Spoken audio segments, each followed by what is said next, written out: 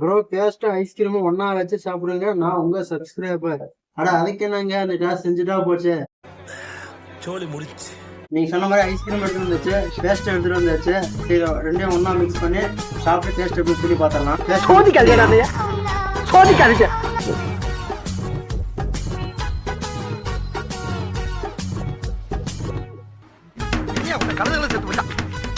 ஓ குரலி வித்தையா? Ice cream போட்டாச்சு, ஒன்னா mix பண்ணிக்கலாம். Paste ice cream ready. சாப்பிட்டு டேஸ்ட் எப்படி சொல்லி பார்த்தரலாம். எல்லோரும் தயாராக இருக்கிறீர்களா?